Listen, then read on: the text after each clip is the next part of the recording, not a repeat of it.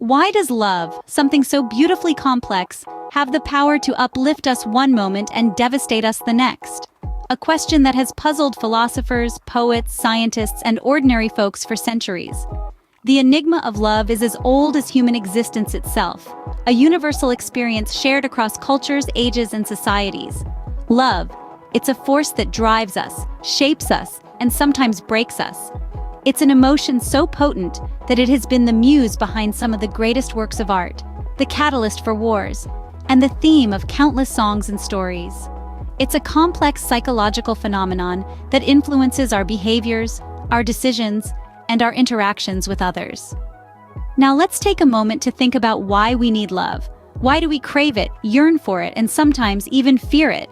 This is where psychology steps in, with theories such as Maslow's hierarchy of needs, which places love and belonging right there in the middle, above our basic physiological and safety needs, but below our personal accomplishments and self-fulfillment. It suggests that love, a sense of belonging, is fundamental to our development as humans. It's not a luxury but a necessity like food or shelter. The journey of love commences with a stage filled with passion and desire, a stage we identify as lust. Immerse yourself in the first act of this grand play we call love.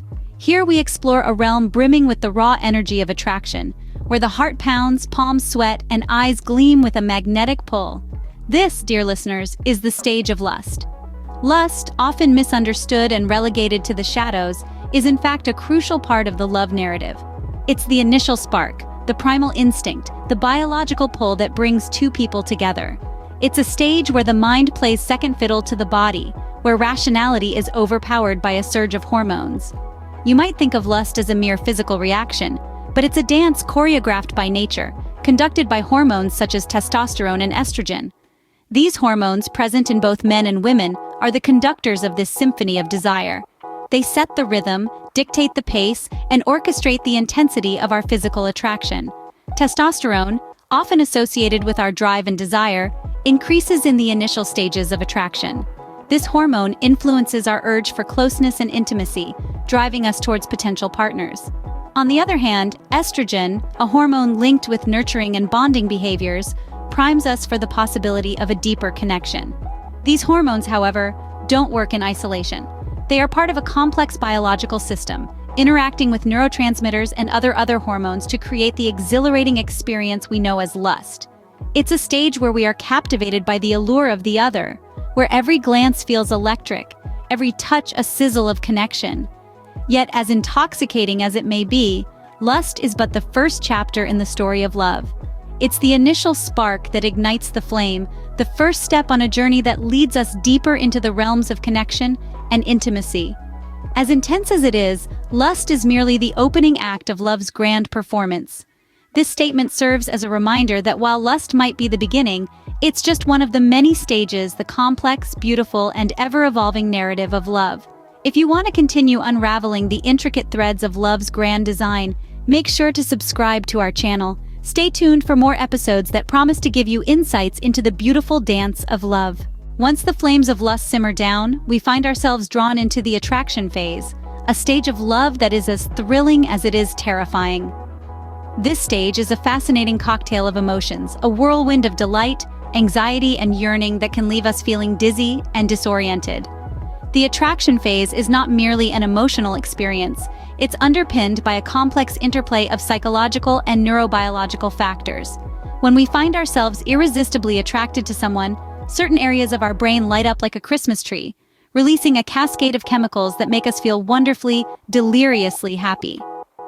One of the key players in this chemical ballet is dopamine, often referred to as the feel-good neurotransmitter.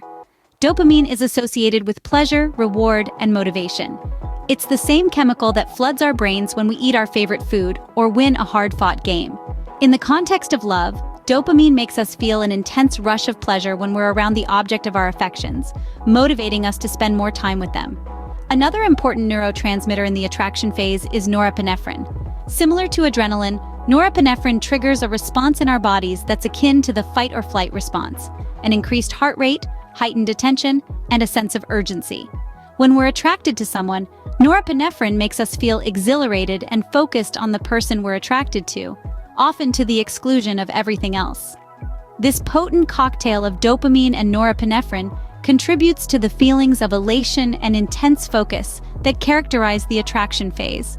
It's a heady mix that can make us feel like we're walking on air, utterly absorbed in the beloved, hanging on their every word, and treasuring every shared moment.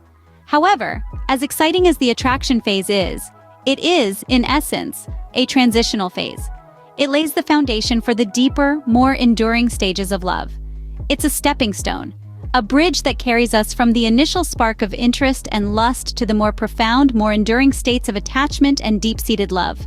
Attraction, while exhilarating, is but a stepping stone to the more profound layers of love.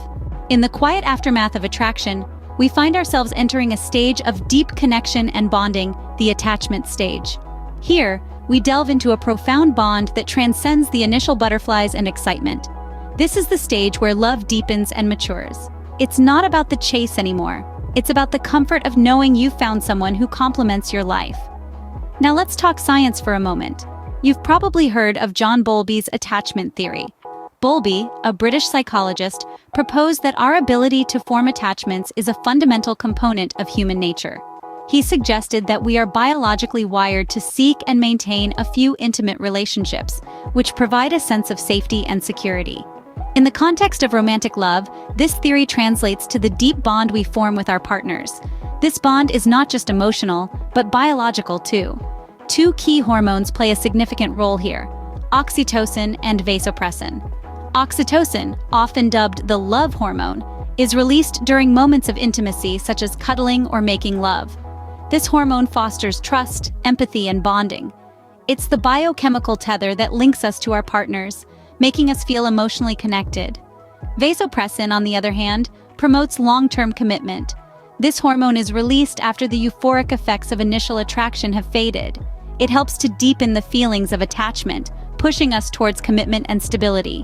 When these hormones work in tandem, they create a powerful cocktail that cements our emotional bond with our partner. They help us transition from the fiery, passionate stage of attraction to the calm, comforting stage of attachment. This stage is not about grand gestures or heart-stopping moments. It's about the quiet comfort of shared silence, the warmth of a familiar touch, the joy of shared experiences, and the bliss of mutual growth. Attachment, the final stage of love, is the foundation upon which enduring relationships are built. This is where love blossoms into a partnership, a companionship that stands the test of time. This is where we find the true essence of love, in the quiet, enduring bond of attachment. From the fiery sparks of lust to the comforting warmth of attachment, love indeed is a journey, not a destination. Our exploration of love has taken us through an exhilarating ride, a roller coaster of emotions, a dance of hearts. We've journeyed from the initial stage of lust, where passion and desire light the path, to the magnetic pull of attraction, and finally, to the serene harbor of attachment. Lust, the first step in our love cycle, is the primal instinct, driven by the need for physical satisfaction. It's where the heart races, the blood boils, and the sparks fly. It's the powerful force that ignites the first flame, the sizzling chemistry that sets the stage for what's to come. Then comes attraction, the stage where the heart takes the lead. It's the time when you find yourself irresistibly drawn to another, when their laughter becomes your favorite song, their presence your safe haven. It's when the flame of lust evolves into a steady glow, illuminating the path to deeper connection. Finally, we arrive at attachment, the stage where the bond deepens and the love matures. It's the stage where two hearts beat as one, where the flame of love burns steadily, providing warmth and light. This is where love finds its true meaning, where it becomes a sanctuary, a home. Understanding these stages of love can be a beacon, guiding us through the often turbulent seas of relationships. It allows us to appreciate the beauty of each stage, to savor the journey, and to navigate the ups and downs with grace and resilience. Each stage is a crucial part of the love cycle, each carrying its own significance, its own magic. They intertwine and interweave to form the intricate tapestry of love, each thread as essential as the other. As we draw the curtains on our exploration of love, remember, each stage is but a chapter in the captivating story of love that unfolds uniquely for each of us.